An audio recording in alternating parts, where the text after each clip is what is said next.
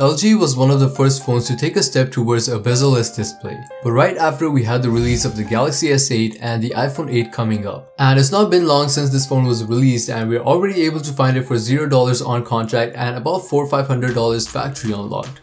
So for that kind of price, is the G6 worth it? Let's find out.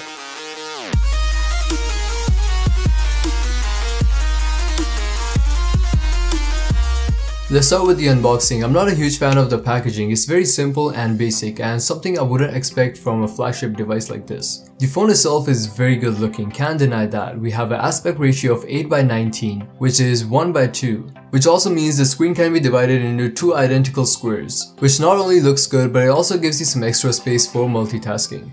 The screen itself is 5.7 inch 1440 by 2880 pixels. The screen is Quad HD but not an OLED panel. But overall the screen looks very good. And while that's the main highlight here, we have an 80% body to screen ratio. The blacks are deep and overall it's a vibrant display. Comparing this to the iPhone 7 Plus, the black looks so much better on the G6. And the contrast is just a little bit sharper on the G6. The G6 has a bigger screen size compared to the iPhone 7 Plus. And all that bigger screen real estate is packed into a much smaller body size. Which is very good because you're getting a big screen size but the phone is not big, it's easier to carry around and it's easier to hold in one hand. The display itself is also not a regular sharp pointing edge, instead we have curved edges. Which looks different and quite appealing for sure. But if you look very carefully, the display is not perfectly curved, it has some sharp edges to it, but I heard the curved corners are not just here for looks, it actually makes the screen more resistant to a drop, so in case you drop your phone, your screen is less likely to be shattered.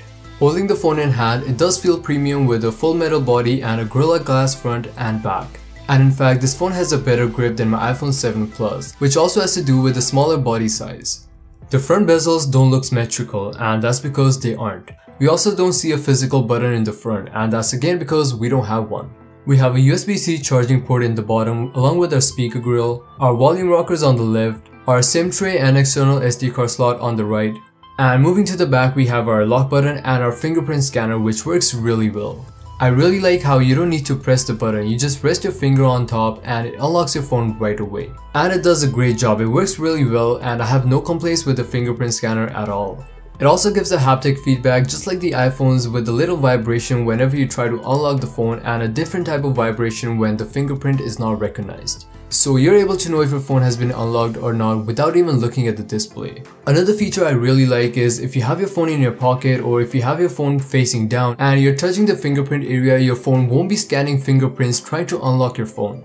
But as soon as I have the phone in my hand and just simply touch the fingerprint area, it unlocks the phone right away. Just some small attention to details I really like. The model I have is in black and it's in base storage with 32GB with 4GB of RAM with Snapdragon 821. Performance wise, it works really good. Surfing on social media, playing games and all works really well. Although coming from an iPhone, I noticed some apps like Snapchat aren't really well optimized for Android. But that has nothing to do with the phone itself, the phone performs really well.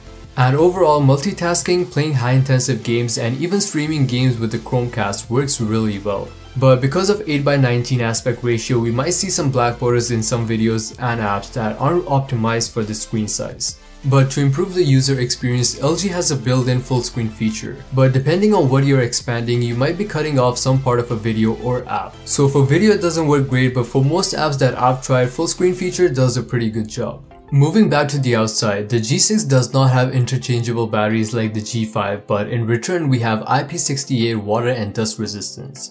So you can be more confident while using your phone in the rain or taking a picture in a bad weather. For our cameras, we have two dual cameras placed right in the middle, which I'm not a huge fan of. Simply because the natural hand position while taking a picture is covering up the camera lens for most part.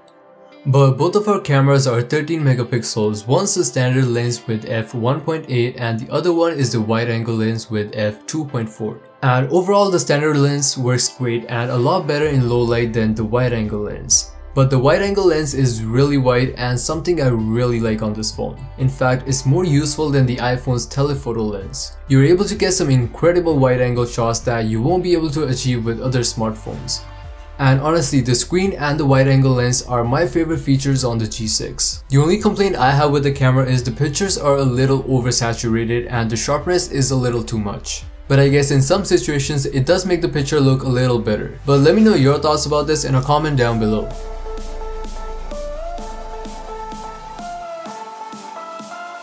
Switching to video, the camera again does a great job, but this time switching to wide angle lens, the images are a little distorted. And if you're shooting handheld, your video will be a lot more shaky because of no built-in stabilization for the wide angle lens. So really, the wide angle lens is solely made for the purpose of taking pictures. You can use it for videos, but the results won't be great. And zooming in and out from the wide angle lens to the standard lens is a bit noticeable as well. You'll see a little shift because both cameras are at a little bit different perspective, so there's a little bit of a bump when switching from the standard to the wide angle lens. And for our front camera, we have a 5 megapixel camera which again has a standard and a wide angle mode.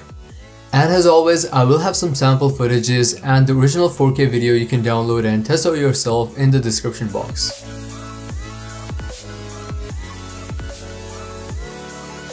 Alright, so moving on, the G6 also comes with Google Assistant built-in, and overall for battery life we have a 3300 mAh battery which should last you a complete day. I'm a pretty heavy user, and based on my personal testing I was able to get a day and a half of battery life from one charge, which basically means I was left with about 20% of battery at the end of the day. So yeah guys, overall it's a great phone. And as I said before, the screen size and the wide angle lens is definitely my favorite part on the G6. And this phone is only a few months old and we're already able to find it for a great price. So that might also be another reason why you want to consider G6 over other smartphones. But yeah guys, let me know your thoughts on the G6 in a comment down below, and if you haven't already subscribed, subscribe for more content, and as always, thanks for watching.